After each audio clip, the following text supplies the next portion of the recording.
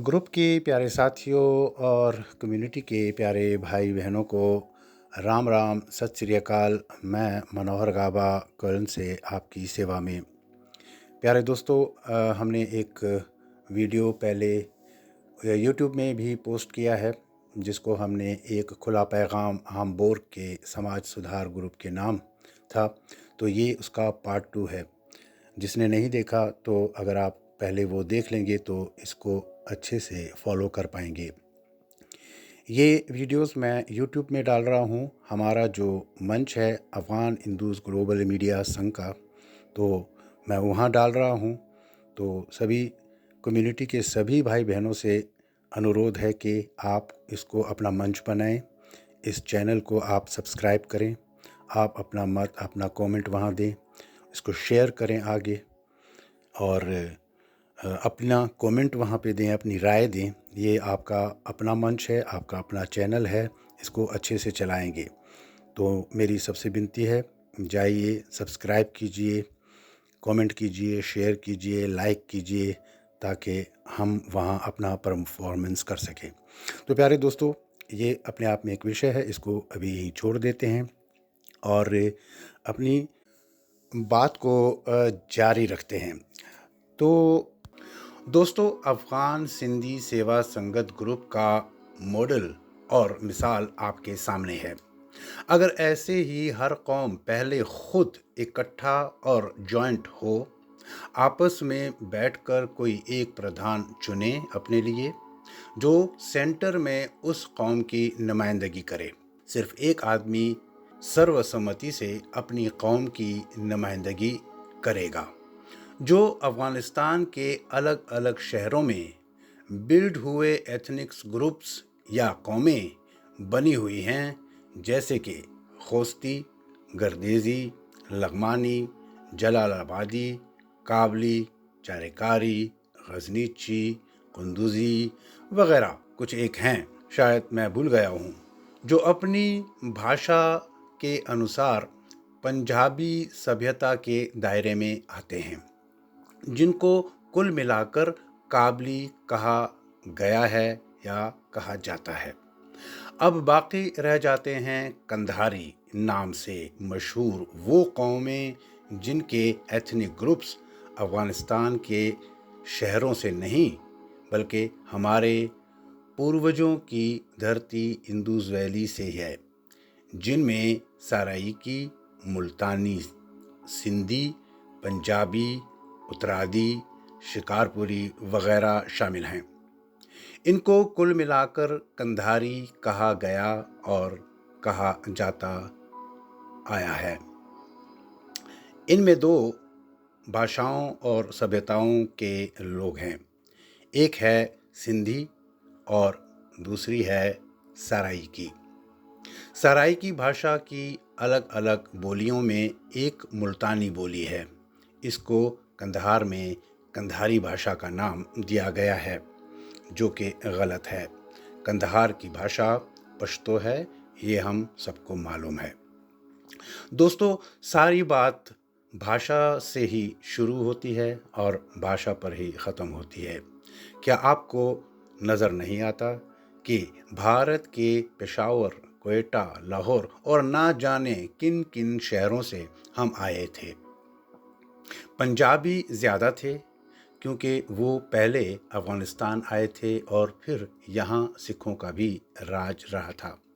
तो इस हालत में सबको ये भाषा अपनानी पड़ी। वरना मिसाल के तौर पर काबुल में रहे हमारे कुछ शिकारपुरी परिवार खुद को काबली समझते हैं, जबकि सबको मालूम है कि शिकारपुर सिंध में है। वो लोग अपने घर में काबली बात करते हैं और कहते हैं हम पंजाबी हैं या काबली हैं, हालांकि वो शिकारपुरी सिंधी हैं। लेकिन उनकी भाषा हाथ से गई तो उनकी आइडेंटिटी भी चली गई।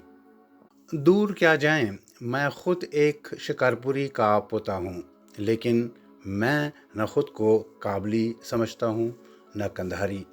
मैं खुद को सिंधु घाटी का एक सिंधी और भारत को अपनी मातृभूमि समझता हूँ। मेरी मातृभाषा सिंधी है, जिसमें मैं बात कर सकता हूँ, लिख और पढ़ सकता हूँ और अपने आने वाली जनरेशन को देना चाहता हूँ। इसमें क्या गलत है? क्यों आप भी अपनी अपनी कौम के लिए ऐसा नहीं सोचते और करते? जैसी आपकी मर्ज़ी। अफ़गान हिंदूज़ ग्लोबल एक बहुत बड़े कॉन्सेप्ट का मंच है। इंतज़ार है कुछ संजीदा और इंटेलेक्चुअल सेवा भाव रखने वाले, समाजी काम को कर्तव्य समझने वाले, जिम्मेदारी लेने के बाद जवाबदेही के लिए तैयार रहने वाले कुछ एक लोग शुरुआत के लिए, बाकी सब अपनी गति से चलेगा। तो दोस्तों, इस तरह आखिर में सारी कौमें मिलकर बेहतर और जल्दी आगे बढ़ सकते हैं।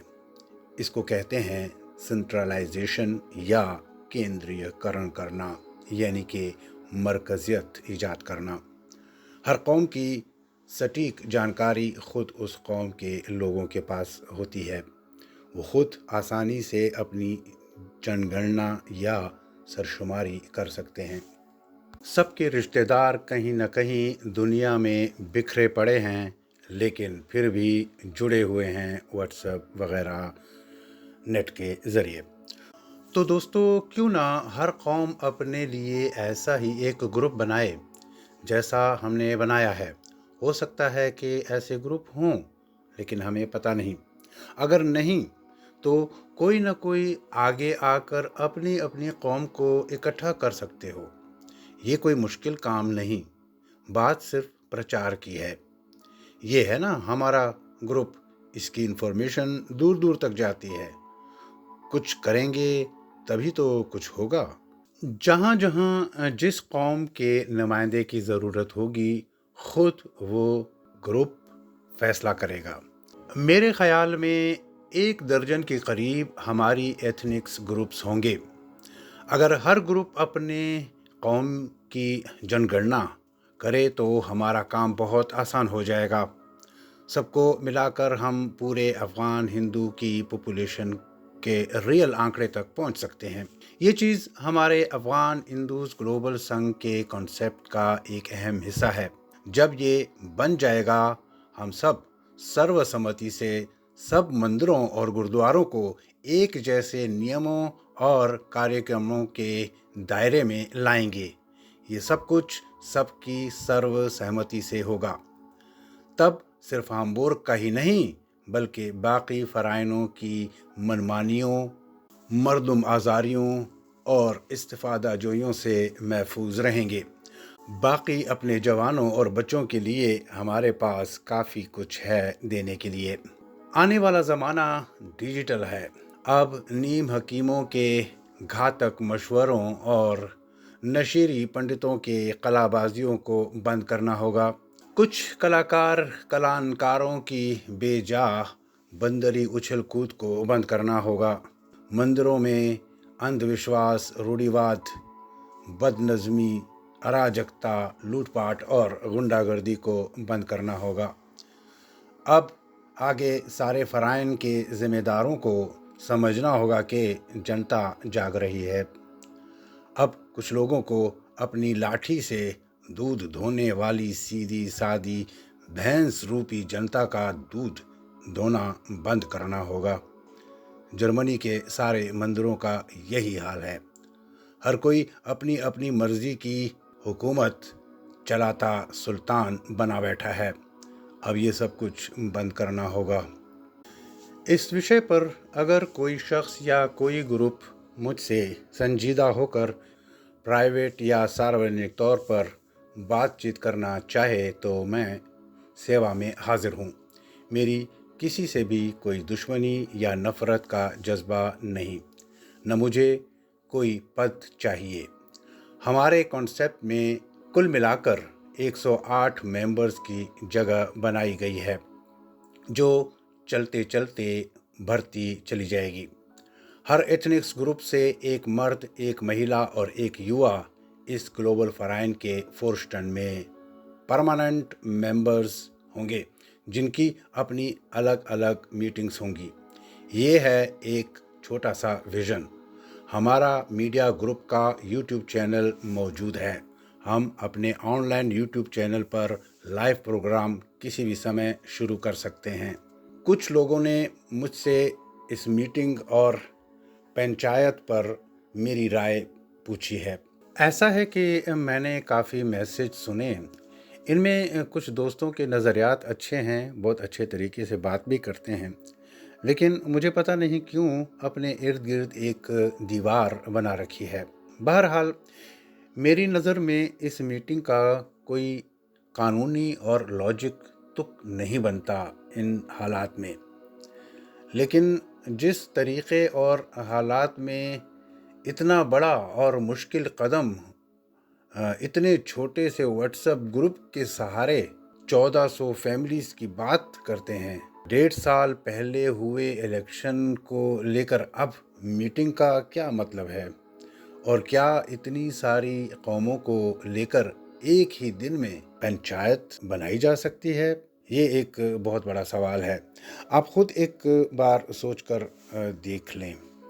मीटिंग को ऑर्गेनाइज और लीड कौन कर रहा है? पता नहीं। एजेंडा क्या है? पता नहीं। जब आपको फ़राइन से प्रॉब्लम है तो इस मंदिर में उनसे सहमत हुए बिना आप मीटिंग कैसे फिक्स कर सकते हो? अगर हो भी गई तो क्या पता कितने लोग आएंगे, और अगर आएंगे भी, जितने ज़्यादा आएंगे उतना ही उसको कंट्रोल करना मुश्किल होगा। तो नतीजा कैसे निकलेगा? अगर आपको फ़राइन से प्रॉब्लम है तो आप कानूनी कार्रवाई क्यों नहीं करते? कानूनी प्रोटेस्ट क्यों नहीं करते? और फिर अगर नई पंचायत की मांग है तो इस नई पंचायत में क्या नया या क्या अलग होगा? इन दोनों में फ़र्क क्या होगा? वैसे पंचायत तो पहले से है ही, उसको हटाकर नई की क्या ज़रूरत है? इसका कोई भी नतीजा नहीं निकलेगा। आपको खुद पता है। आपको लोगों की साइकोलॉजी को समझना होगा। चलो अगर नई पंचायत बन भी गई तो होगा क्या? कहाँ है प्लान? कैसे वो फ़राइन को कंट्रोल करेगा जब रस्मी फ़राइन कानूनी तौर पर आपको मान्यता ही नहीं देगा?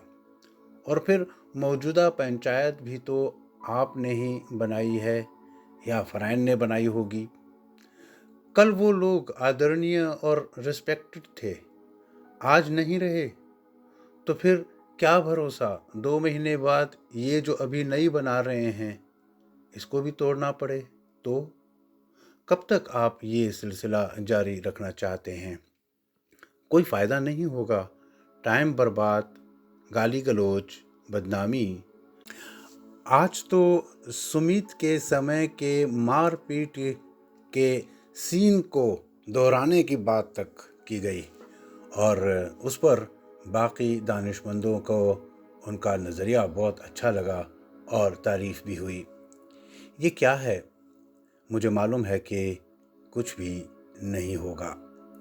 मैं आपके हाम्बुर्ग के कॉन्फ्लिक्ट में आपकी मदद कर सकता हूँ, लेकिन कैसे? आप तो मुझे बेगाना और बाहर वाला समझते हैं और कोई बात करने के लिए तैयार नहीं। ठीक है, मैं ये मानता हूँ कि एक हद तक ये हाम्बुर्ग का अंदरूनी मामला है, इससे मैं इनकार नहीं करता। लेकिन मैं तो किसी कुर्सी के लिए संघर्ष नहीं कर रहा। हाम्बुर्ग में ग्रुप चाहें जितने भी हों, लोग आपको वही मिलेंगे जो हैं। कभी इस ग्रुप में तो कभी उस ग्रुप में, यहाँ से निकले वहाँ घुसे। आप मैडम और उसकी पार्टी के जुल्म का शिकार हैं, ये बात समझ में आती है। क्या आप भूल गए हमारे चेटी चांद के प्रोग्राम को कैंसिल कर दिया गया था? कुछ भी हो, मैं तो एक मेहमान था। आप में से किसी ने हमारा साथ दिया नहीं। क्यों? क्योंकि मैं बाहर का बेगाना था। आज वही बेगाना और बाहर वाला आपको सपोर्ट करने के लिए आपका साथ देने के लिए तैयार है, क्योंकि आपका विरोध जायज़ है। आप परिवर्तन चाहते हैं, मैं आपके साथ हूँ। अगर आप अपने मंदिर को जर्मनों से आज़ाद करना चाहते हैं, अगर एक फ्री एंड फेयर इलेक्शन करवाने की जिम्मेदारी अफ़गान हिंदूज़ ग्लोबल संघ को देने के लिए तैयार हैं, तो हम निष्पक्ष तौर पर आप लोगों में से ही एक योग्य और काबिल प्रधान को आपको दे सकते हैं। यहीं से बनेगा हाम्बुर्ग को अपनी कम्युनिटी की राजधानी बनाने का रास्ता। ये एक बहुत बड़ा प्रयोग है, एक भारी एक्सपेरिमेंट होगा हमारे समाज के लिए और लाएगा एक आधुनिक और नया सिस्टम।